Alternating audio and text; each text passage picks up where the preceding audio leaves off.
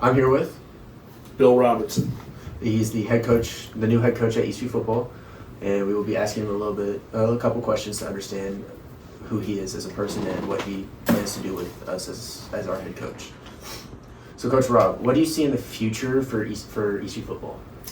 I think first off, this program's not very far away. Eastview is 5-5, lost to Cedar Park by 2, Lake Belton in overtime, and those are both playoff teams. So win either one of those games, and Eastview's a playoff team. And this program's in good shape.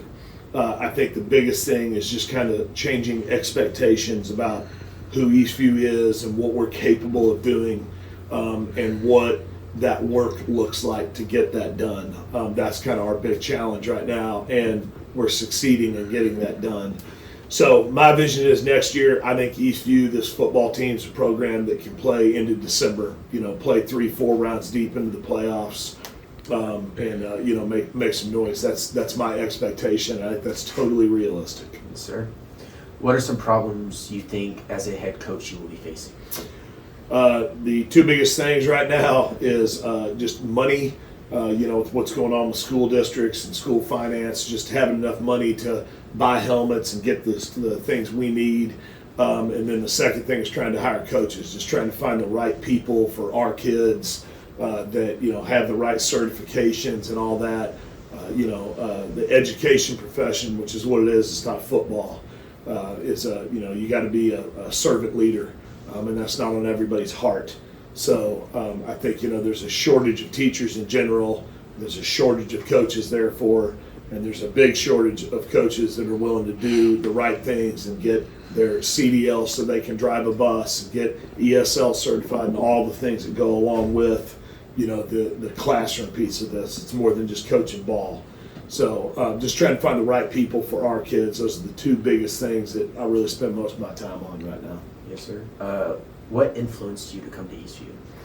I went to college at the University of Texas, Hook 'em Horns, for 4 years, and then coached in this area for 17 years. So, from 1996 to 2017, I was in Central Texas and lived in Austin and Round Rock.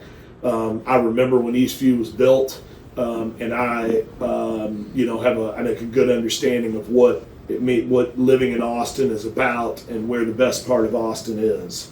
And I think, for a long time, it's always been on the north side of Austin. Mm-hmm. Now I think Georgetown's the place to be. This is where all the growth is. This is where the schools are being built. This is where you still have a community that supports schools, as evidenced by the big bonds that we just passed.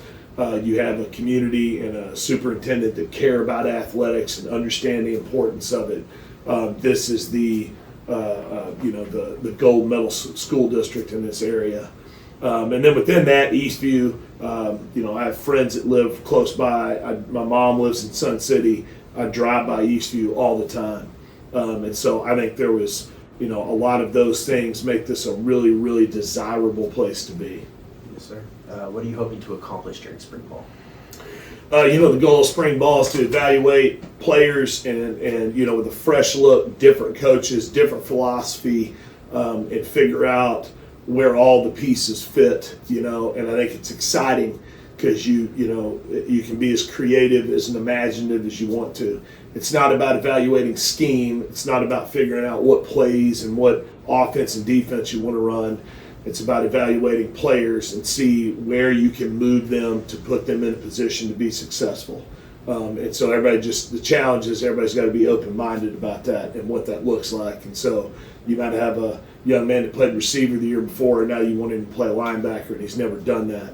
But in your scheme and what you're doing, maybe that makes sense for that guy.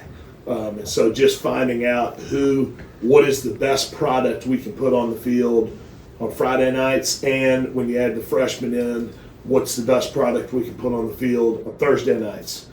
That's really, I think, that, and then trying to establish what your standards are going to be in terms of practice, how you're going to operate practice, the tempo you're going to work at, what drills you're going to do.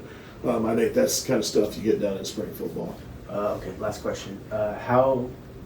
Which ways have you found easiest to influence kids to do the right things both on and off the field and in the classroom?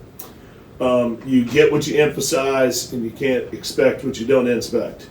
So I think keeping things simple, stressing, there's just a few things that really matter in life, and leading by example to some degree. Now, obviously, I'm not going to be up in the classroom taking tests with guys, but hopefully leading by example that academics matters and that education matters and being an educated person matters, and the way you interact with people, the way you converse with people, the conversations you have, doing that in the school in a visible way that the kids can see, and then just reinforcing that, right? So just making sure everybody understands what our priorities are and what order they come in. That we want to, that service to others is important. Tonight we have an opportunity to go out and honor kids in our community and what they've accomplished. Are our kids willing to do that? Are our coaches willing to do that? And so and honoring the team, just the way your actions are off the field, understanding that you represent Eastview and you represent our football program. And so I think just stressing things and making sure you're stressing just a few things, not a million things. And then leading by example as an adult, showing that that's important. Yes, sir. Thank you. Awesome.